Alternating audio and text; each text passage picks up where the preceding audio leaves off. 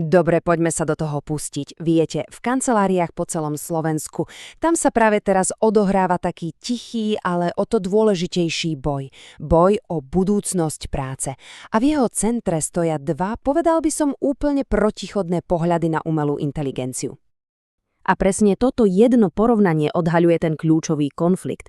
Viete, na prvý pohľad to vyzerá ako obrovský úsvach však, ale keď sa pozrieme len trošku hlbšie, zrazu sa nám ukáže oveľa zložitejšia a, povedzme si úprimne, aj náročnejšia realita.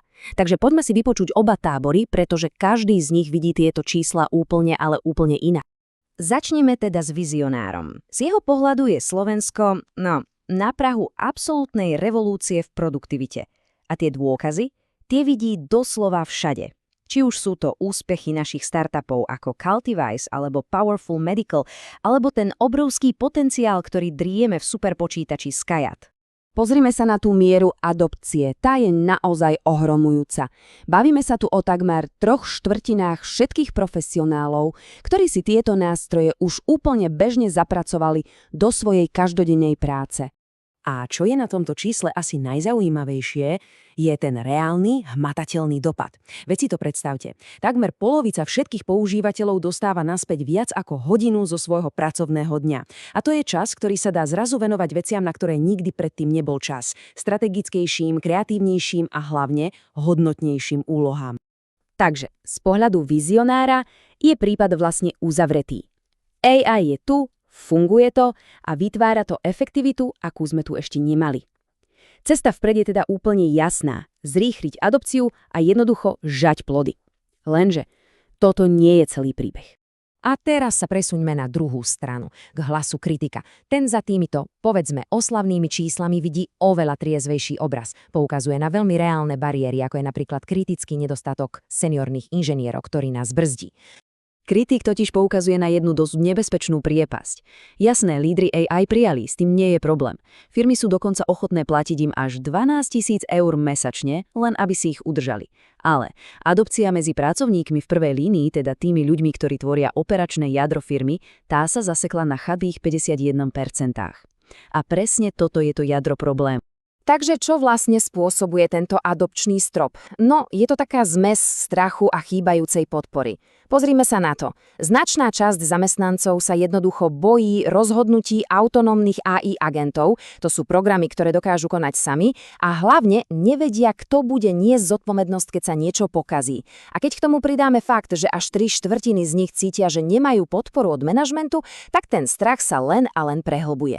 A výsledkom tohto strachu a nedostatku školení je, že skutočná hlboká integrácia, tá je extrémne zriedkavá. Vidíme tu používanie nástrojov, ale nie skutočnú transformáciu firmy. Kritik to teda vidí jasne. Pokiaľ sa nezačnú riešiť tieto ľudské bariéry, celá tá slavná AI revolúcia zlyhá ešte skôr, než sa poriadne začne. Takže tu máme dva úplne protichodné pohľady. Na jednej strane vizionár, ktorý vidí nekonečný potenciál, a na druhej strane kritik, ktorý vidí ohromujúce prekážky. Kto z nich má teda pravdu? No, možno je tu ešte tretia možnosť.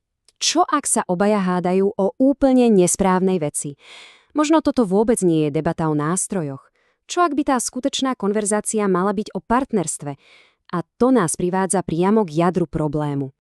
Aby sme sa dostali z tejto patovej situácie, potrebujeme úplne nový mentálny model.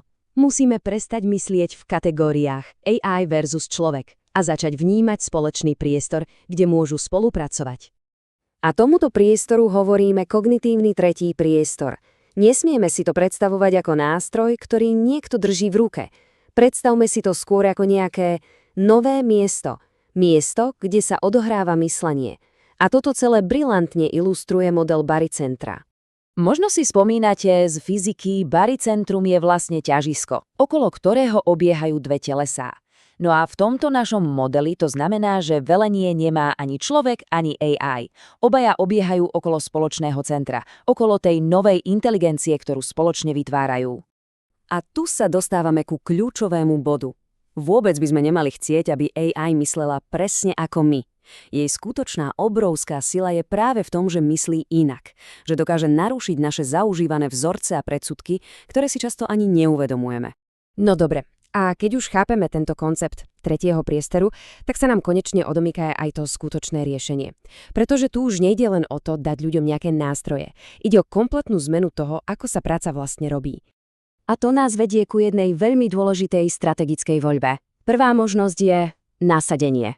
To je tá jednoduchšia cesta. V podstate dáte ľuďom nový softvér a dúfate, že to dobre dopadne. Ale potom je tu pretvárovanie.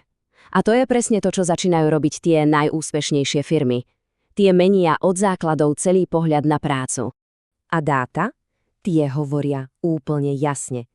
Firmy, ktoré sa odhodlajú k tomu pretváraniu procesov, nedosahujú len o kúsok lepšie výsledky. Dosahujú výrazne, ale výrazne väčšie úspory času a dokážu prijímať lepšie rozhodnutia. A to pretváranie to nie je len nejaký abstraktný pojem. Bavíme sa o konkrétnych krokoch, napríklad o vybudovaní tímového mozgu. Predstavte si centrálnu AI, ktorá má trvalé znalosti o celej histórii firmy, o jej úspechoch aj zlyhaniach. Alebo o vytvorení AI zasadačky, kde máte tím špecializovaných AI agentov, jeden hrá vizionára, druhý kritika a človek to celé moderuje. A samozrejme o zvládnutí transformačného promptovania, čo je vlastne ten prechod od jednoduchých príkazov typu napíš mi e-mail ku skutočnému dialógu, poď premýšľaj so mnou o tomto probléme. A presne táto stratégia dokáže vyriešiť obavy nášho kritika, pretože dáva ľuďom jasnú a čo je dôležité nevyhnutnú rolu integrátorov. A zároveň naplňa ambície vizionára o skutočnej transformácii. Tento prístup konečne prináša tú štruktúru a zodpovednosť, po ktorej zamestnanci volajú. Mení strach na cielenú spoluprácu. A práve tu sa konečne odomýka ten skutočný potenciál ľudí v prvej línii. Aké je teda to hlavné ponaučenie? Budúcnosť práce, nie len na Slovensku, ale úplne všade, bude závisieť od toho, ako si na túto otázku odpovieme. Bude si to vyžadovať, aby sme prekročili hranice vnímania AI ako jednoduchého nástroja a konečne začali budovať skutočné kognitívne partnerstvá,